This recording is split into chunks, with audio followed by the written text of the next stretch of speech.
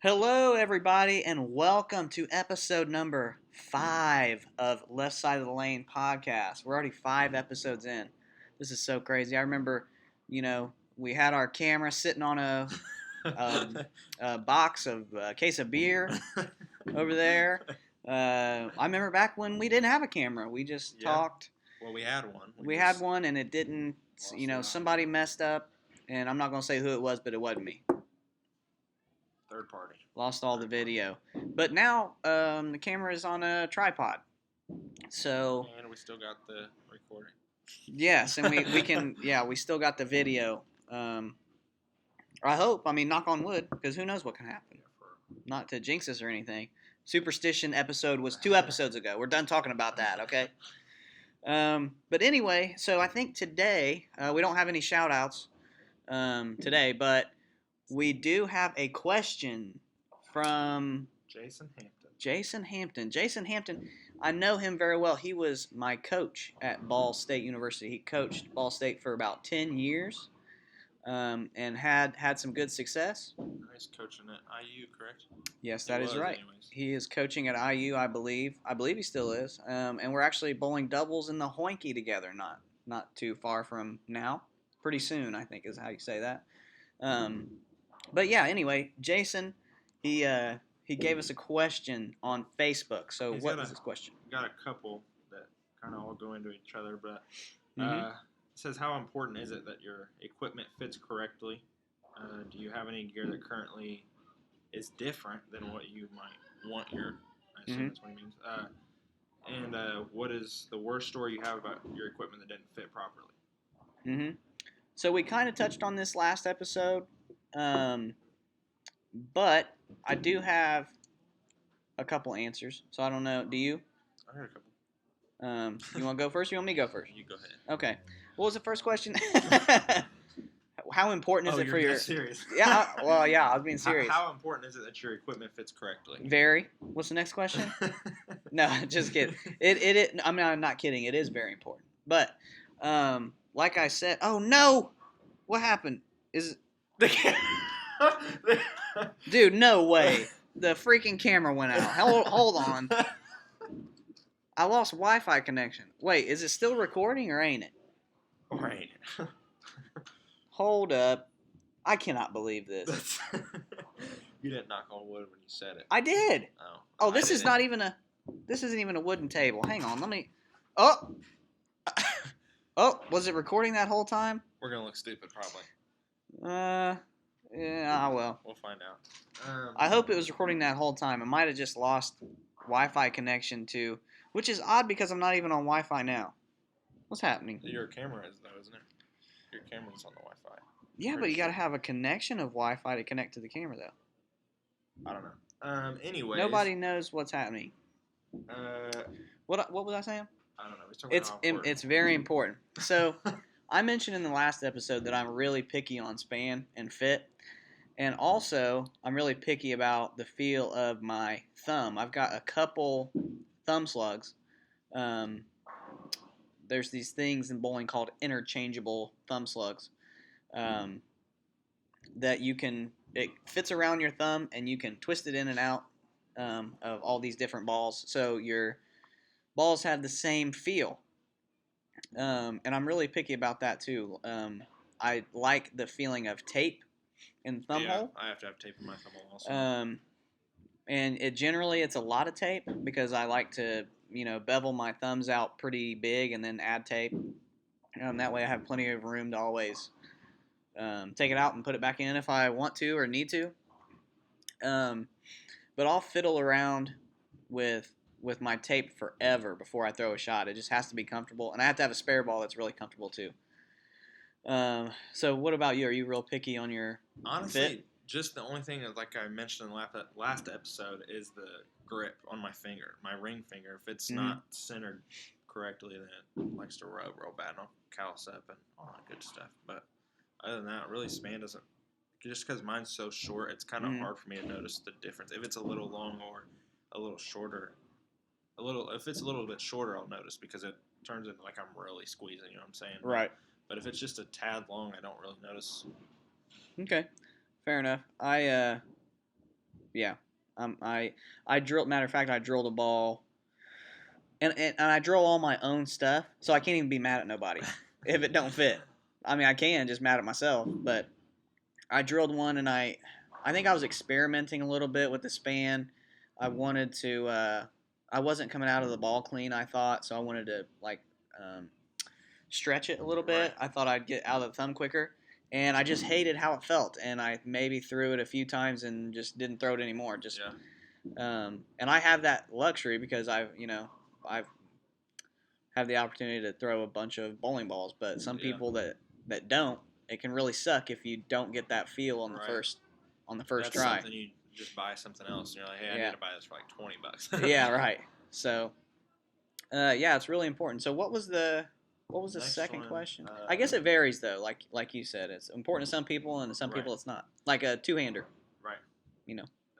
Do you have any gear currently that you know is different? Yep. Me too. And I quit throwing it. I don't. I still throw it. Really? Yeah. That Code Black that I've been throwing, it's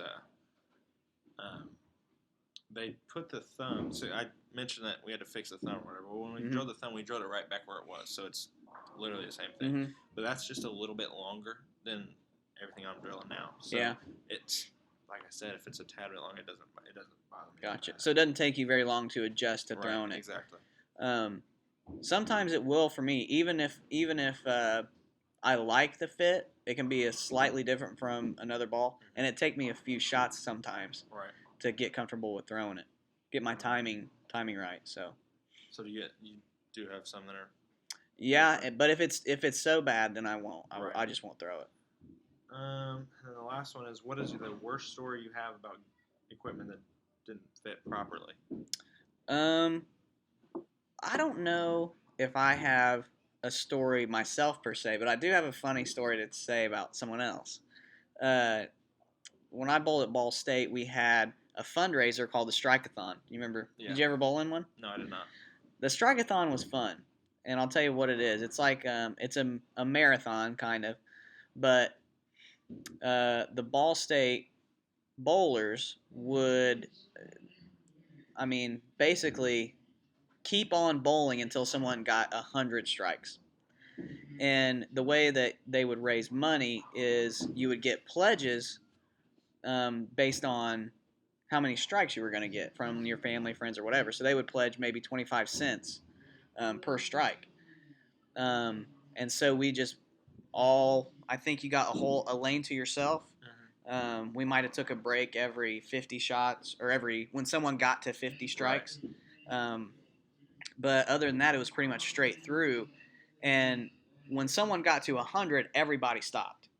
And so if you only got 10 strikes and you got, a pledge of 25 cents, then, that's not nearly as much as compared to the person that got 100 strikes and they get all that money that they possibly could have. And so that's why it's kind of competitive. Yeah. But that was... So does that go towards them specifically, or does it go towards, like, the group?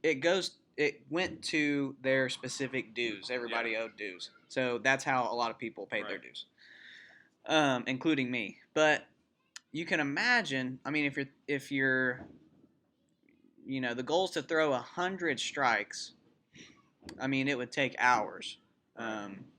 And everybody, you get tired and then you throw it bad and it takes you even longer. But that was the fun of it. And you can imagine that, some people's hands and stuff would get, sweaty and start hurting and stuff. Well, a good friend of mine, Corey Craig, was on the team when I was there. And Corey, we bowled together on Monday nights for the first part of this year. He had one of those switch grips, and his thumb was bothering him. But we had gotten to, I think there was like 3 or 4 people that were in the 90s, so we were almost done. And I think he might have been throwing a Loco, which I can't remember his Storm or Roto. He still throws it now. Yeah, the purple one. I'm pretty sure it's Roto Grip. So he, one shot in particular, I caught this on camera because I was like live streaming it, Facebook Live. something happened, and he had been fiddling with his tape, but he got hung up really bad in his ball, and that can be dangerous. Yeah. You can really hurt yourself doing that. So anyway, he got hung up, and the sleeves that we were talking about that accepts the slug, Right. the entire thing came out of the ball. I've done that. Like knocked the glue loose Right, and stuff. Yeah. And whenever that happens, it takes quite a bit of torque, okay, Right. to break apart the super glue. First of all, and then to even that thing like suctions in there. Right. So I mean, there's some torque going on, right? So it comes out, and I don't know where I think the ball just went straight in the gutter, but the thumb slug went up and hit the freaking ceiling. So the ball goes in the gutter, the slug goes right up and hits the ceiling and comes back down. And he was like, I'm done. Because, I mean, his thumb was just all beat up. But, yeah, we should have something like that. That's a good fundraiser. Yeah. Why don't we do that for other stuff? Like what? Stuff you raise funds for. I don't know. We have like Striker 8s. That's like the most popular kind of fundraiser. But I don't know if a lot of people have a dedication to get 100 strikes. That'd be something you do for a school, like like if you put a high school State team, exactly. Yeah, it's a lot of lineage too. I mean, we're not going to go over the logistics of all this right now, but anyway, so that's kind of a funny story that I had for equipment not fitting properly. So do you have a story like that? I mean, the only thing really that I've got, I was bowling state tournament, and we were in Lafayette, and I was in between grip sizes real bad. Couldn't find something. And I'm bowling all day Saturday, bowl Masters and Queens, all of it, and just tear my fingers up because the grips were a little small. Well, I went into the pro shop in Lafayette. I just spit everywhere. Did you see that? No, I didn't. That was disgusting. I wish you hadn't told me, honestly. Yeah. Well, it didn't touch anything. Okay, good. Just the things that we share. Yeah, exactly. I went in and got them big, or I went up a size, and I was like, these are huge. Mm-hmm. So I was like, I can't, there's no way I can do it. Well, what we did, we wrapped the grip in tape. Okay. Oh yeah. And like electrical tape or just electrical tape, and then glued it in. I was like, this feels good. Well, then it just slowly, you could just feel it come wearing out, and it eventually just wasn't. I was like, okay, I'm just suck it up, go back. That's only through one game. We're going singles and doubles. So yeah, that's rough. So I went back and I was like, just put these other grips in. I'm just gonna have to suck it up. By the end of it, dude, my finger. Because I was still shoving my fingers in the ball. Yeah. By the end of it, dude, it was just all blood. All blood. It's like 3 layers deep. It was disgusting. Every ball hurt so bad. Yeah. I do have a story about. I did the same thing you were just talking about with Corey. My whole thing. That was the last time I ever threw a spare ball. Oh, really? Yeah. I had one of those polyester DV8 balls. Mm-hmm. I had the gold one. And the whole thing came out in the middle of my spare one during the church league. And the ball went straight down, bounced about couple feet in the air, and then I did make the spare though. Oh, yeah, it's nice. That's good. It's dangerous. You can really freaking hurt yourself. Yeah, it's kind of scary. Well, it happened to me at Village Bowl on the first ball of practice the other day. You remember? Oh yeah. It didn't come out, but something happened. I just dropped it, and I thought that I just destroyed my foot because it hit my right foot. I mean, just as square as you can get it, and it's embarrassing. I mean, the ball obviously went straight in the gutter, and then I turn around. I don't even want to look at nobody. Plus, my foot is on fire. Right. But I didn't know you actually hit your foot. I thought you just. Oh, dude, I thought I broke my foot. I mean, just annihilated it. Yeah. But it was fine. I'm all right. I'm a young man, recover quickly. You can't tell, but.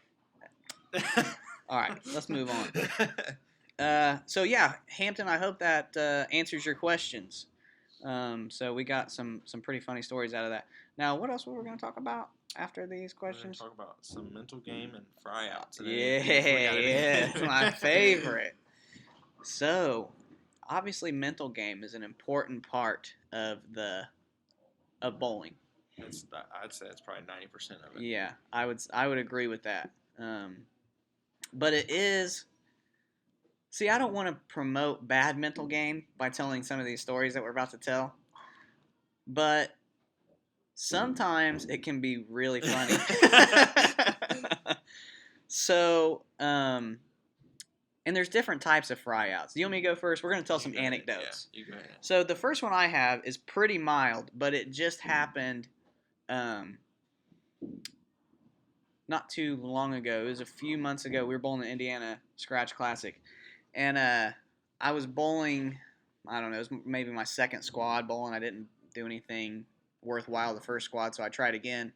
And it's a really tough pattern, and you can really, it doesn't take much to get 9 or to get 8, and before you know it, you're down a lot. But so that doesn't help. But I was right on the cut after the third game. I was in good shape, and all I really needed maybe was to shoot 200, maybe the fourth game, and I would have been making money. So 200 are definitely in. Yeah. On that pattern. So I'm bowling on the same pair with EJ Tackett, and in practice, he was standing in front of me. He's a short guy like me. Not to bust you out or anything, EJ, but kind of short. But I mean, I'm just saying. He was like warming up, and he was swinging his ball, and I was standing right behind him, and he almost hit me in the jewels. I didn't know what to say. He almost hit me in my privates, and it kind of, I mean, I didn't appreciate that. So it flustered me a little bit, and I probably would have made the cut if you hadn't done that. That was in practice. That wasn't even the same day, was it? Yeah. Oh, it was? Yeah. Because I was really close to the cut, and so was he. Oh, so, yeah. You guys both bowled Sunday morning. Yeah. And it got really kind of intense there in the last game, because he's just an intense guy anyway. Right. But anyway, I ended up kind of just getting in my own head. I didn't get upset or swear or anything like that. I mean, I might have swore, but nothing crazy. And it wasn't particularly bad, but there's these times where it's a different kind of fry out where you're like, I know that I didn't bowl how I needed to because of up here, and it was not physical. Right. So that was, I ended up shooting 170 or 160, missed the cut, and I mean that kind of stuff just happens. So that's a pretty mild story. I just wanted to tell it because EJ Tackett almost hit me in the nuts, and I thought that was funny. But I did fry out a little bit. But he bowled well. He bowled a great game last game and made the cut. So kudos to you. Don't do that to me again. Anyway, you got a story like that? Mine happened a couple weeks ago. Well, I mean, the story recent. I have plenty of fry out stories, but like the ones I'm willing to tell are far and few between. But few and far between. I mean, I said it backwards. Far and few, or few and far. Few and far between. Yeah. Anyways, regardless. Bowling roulette, which if you don't know, you got a chance to make some money. Bowling on Saturday nights here. Mm-hmm. They have $25 shots. You buy however many tickets you'd like to buy, I guess, and they call you out. If you get called out, you strike. You win $25. Yep, like a raffle kind of. Right, exactly. Obviously, the more tickets you buy, the better chance you got. So there's a lot of times I spend some money so that you can spend money to make money, especially on Saturdays. I've spent plenty of money on Saturday nights too. Well, a couple weeks ago, I got called out anywhere from 15 to 18 times. If you hit all of it, I mean, that's a lot of money. You know what I'm saying? And needless to say, I did not hit very many. And it was even more frustrating. I think I hit 5 out of, we'll just say 16. You know what I'm saying? That's not very good. Yeah. And it was even more frustrating because they do it most of the time. You're between second and third game, or halfway through second, somewhere in that neighborhood. Yeah. And I shot 250 the first game, so it's not like, you know what I'm saying? It's not like I'm just lost. You're throwing strikes. Right. I shoot 250 the first game and had the first 4 of the second game, and they start the. So you're feeling pretty good. Right. I'm like, dude, we get called out a lot. You know? Yeah. And just everything that could have went wrong was going wrong. You know what I'm saying? Like, couldn't carry a corner pin, so I try to adjust, and I start leaving splits. You know, like stuff like that. It's just like, jeez. Like it's so frustrating. Well, yeah, you just for you to have so many shots that you could switch balls and for right. $25, that's how you Yeah. know it's just rough. Yeah. Well, You're just I grasping at switched straws. balls. You're right, exactly. And I switched balls, and when I went back, I had the ball I held it like this, and I went overhand and just bounced it. Okay, well, I didn't mean for it to go up as high as it did. I bounced it, and I'm bouncing on the floor up on the concourse. Okay, and I'm in the pit. Yeah. And I bounced it, and it bounced, and I watched it just go past eye level, and I was like, oh, to the point where I caught it again, and I didn't know what else to do, so I bounced it again. I was like, well, God wanted me to do it twice, I'll do it twice. So you didn't? Did you do one of these though, where you like? Well, yeah, I was that's embarrassing. and I did it. My eyes got big, and I was like, I kind of looked around. Oh, all right. But 5 for 15 or 6, dude. So that's like $125 though that you got back.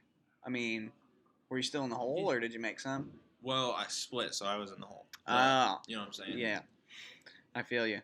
I ended up hitting a fishbowl. I ended up making money, but just how much money I could have made. Yeah. Oh my god. Yeah, that can be rough, and you do this in front of everybody. Oh, so yeah. Everybody stops bowling, and they call these people out 4 at a time to do it in front of. And then, whenever I miss, I'm always like, these people think I can't bowl in front of people. That's what I always think. And that's probably not even true. Or it's probably just me thinking Most people like probably don't even care. You know what I'm saying? I know, they don't even watch it. Coming to bowl roulette, They're not even watching. I'll get up there and flush a 7-pin. I'll come back and be like, I look so stupid. People think I can't even bowl. I don't know, because there's some people that buy tickets, dude, and they throw it, and I'm like, you didn't really think I was going to work, did you? You know what I'm saying?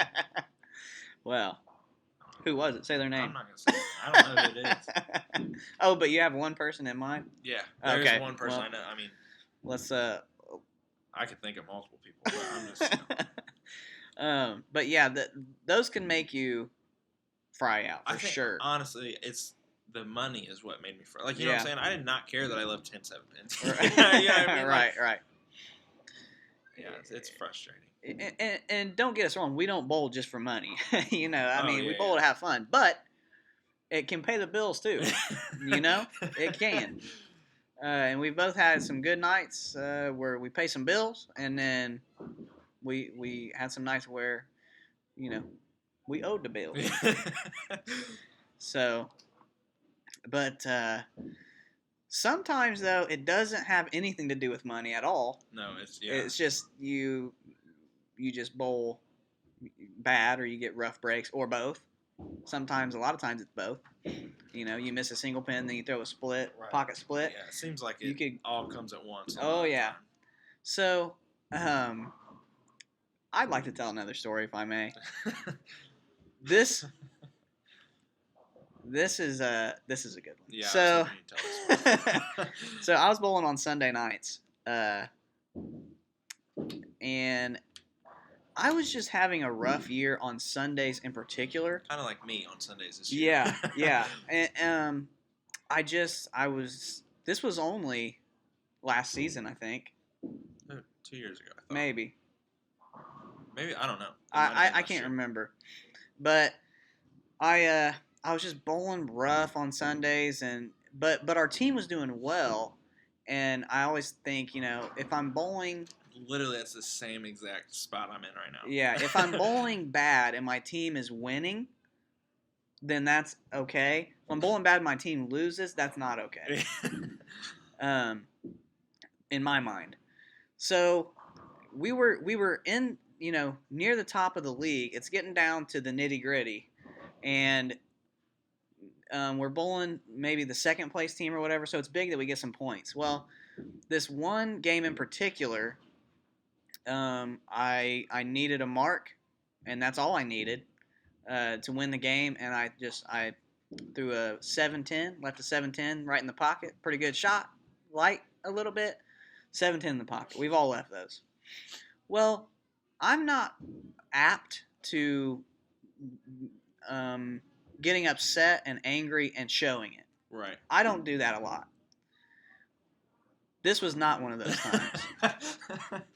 I sometimes, and there's probably stuff going on in people's lives that make them do that too. Right, They bring yeah. it with them and they That- hold yeah, it. that yeah. And I am kind of guilty of that sometimes because I think, man, this is the one thing I'm supposed to be good at. Yes, I'm supposed to come here and have a exactly. good time, Yes. and I'm supposed to be good at this thing, Yes. and it goes bad, and that means that nothing is going right. So this time in particular, I left the 710. I didn't say anything. I didn't holler. Nothing. But I have a rosin bag, and it's like in like a rectangle, and it's a microfiber, so it's kind of heavy. Okay, and I picked it up with my left hand, and I'm looking, and there's a termine office sign that's hanging, and it's kind of wiggling a little bit. And if there's one thing I can't stand, it's a rectangular sign. If there's one thing I can't stand, it's a rectangle. Okay? I mean, a parallelogram, dude, I cannot stand a parallelogram. So I looked at this rectangular sign, and it just made me so angry, okay? And so I got my thing, and I'm like, I'm just going to murder that sign with this rosin bag, okay?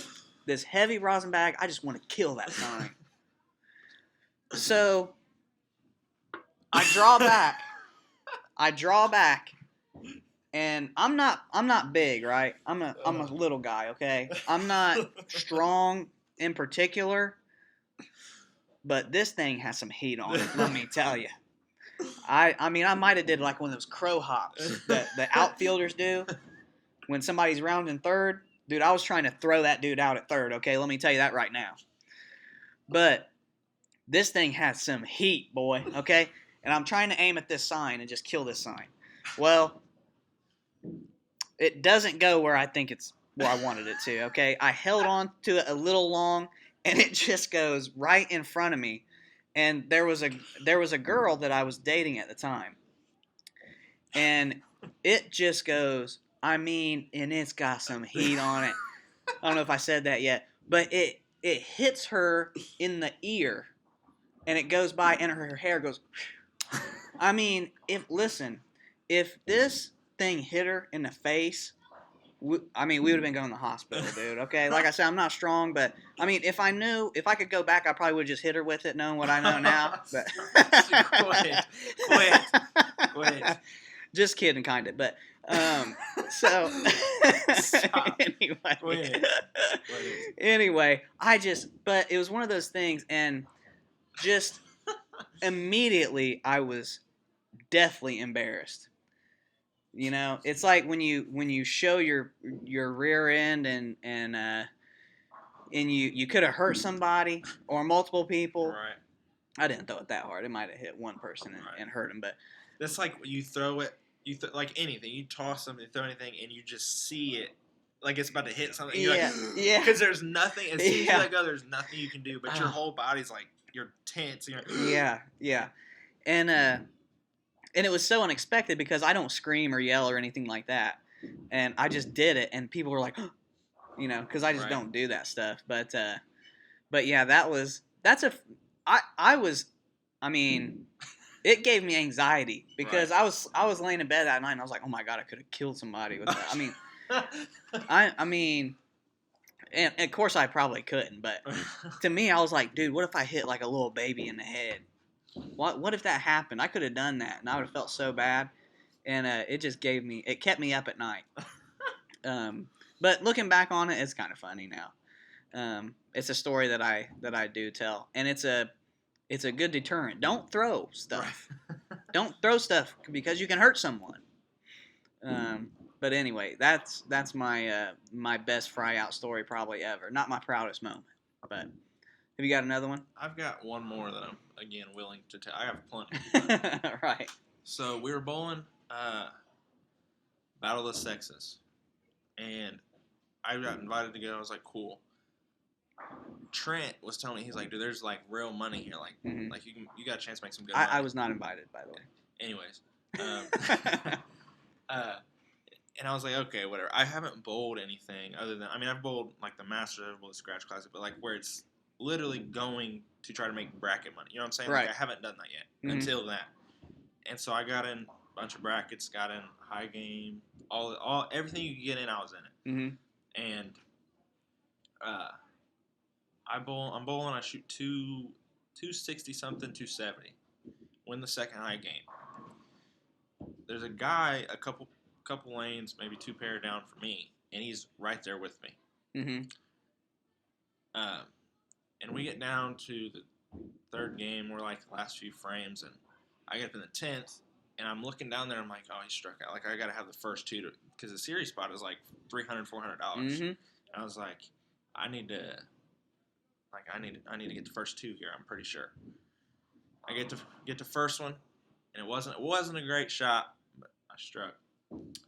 I threw the second one and just got every bit of it at the bottom, and I believe the 2.478 on your Trailblazer. Yes. And only thing going through my mind was you just cost yourself like $300. And I have one of those masks that go around, you know what I'm saying, like all the way around your head, not just the ears. And it was just sitting around my neck because I was bowling, obviously. And I just pulled it, and it just kept going a little bit farther and a little bit farther. Well, eventually one of the bands snapped, and there's still, like, it was just so red and clear. Like, it just snapped. I got a little bit embarrassed after that. Like, you know what I'm saying? Oh, yeah. Because I did it, and it was like, it made a loud noise, whatever. And I was like, oops, it didn't really mean to do that. I was just, getting some frustration. It snapped and went around. And pick up the spare, whatever. And I'm going, I look at the payouts series, 7, whatever. I had 770, like high 770, maybe 780. And I look at the sheet, and it says first, Scotty Kramer. And I was like, no way. I think the guy had either finished right under me, and I didn't see what his first game was. Like, he was like 10 pins under but I thought we literally had the same score going in and yeah, so I did that for absolutely no reason. Yeah, literally no reason. So I don't know if he just didn't get in or if he was 10 pins lower or whatever. But funny thing about that is that was months ago, yeah, right? you can still. I mean, it's probably 2 months ago, and you can still see there's a line on the back of my neck. So if you ever are walking behind me and you see it, there is a line. It was like it's a horizontal line across. Yep. And I the other night, because you told me that story before, and the other night we were bowling, and I was behind you, and I was like, dude, that you can still see that on your neck.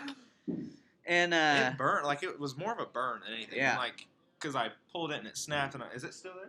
Oh yeah. I mean, we're only 2 days later, but no, it's definitely there. Yeah, it might be there for a long time. I can't feel it anymore. But was it like raised? Yeah, there for a little bit. It was Dude, you might be out of luck on that because it's dark. Oh, I'm not worried about it. I mean, I can't see it, so. Fair enough. You don't have to look at it. I ain't gotta look at it. But yeah, so you won't be reminded. It's like it's not like you did it. Yeah. Hampton. Speaking of Hampton, he might not want me to tell this, but he used to wear rubber bands. Oh yeah, and that doesn't make sense. If he'd throw a bad shot, he would pull that thing and smack his wrist. That's weird, Hampton. I don't know if he's the only person that does that. No, I used to do it, just probably because I got it off of him. But that's kind of odd. Yeah. So, do you still do that, Hampton? Oh, he can't hear me. So that's not how this works. I'll ask him that when we go to the Hoinky. Yeah. Or I'll just wait for him to throw a bad shot and see what happens. But yeah, well, we're like 34 minutes. Is there anything else? Any other stories or anything you had? Oh, I mean, I got a couple high school stories, but I don't know that I really want to share those. Yeah, well, sometimes it's better not to. Yeah, honestly. But the moral of the story is, it happens to everybody at some point. Sometimes it's not necessary. Sometimes you throw stuff. Sometimes you try to break your own neck with the knife. A knife. I meant a mask. I'm not talking about a knife. What the heck?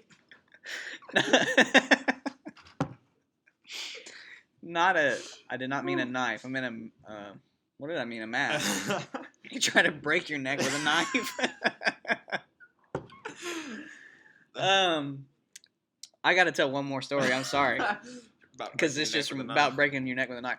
When I was bowling for Ball State, there was a guy one time that on the pair next to me, he bowled for. Should I say who he bowled for? He bowled for Penn State Berks. He bowled for Penn State Berks, and he was a lefty, and he left a 5-pin and just missed it. I think he threw it in the gutter.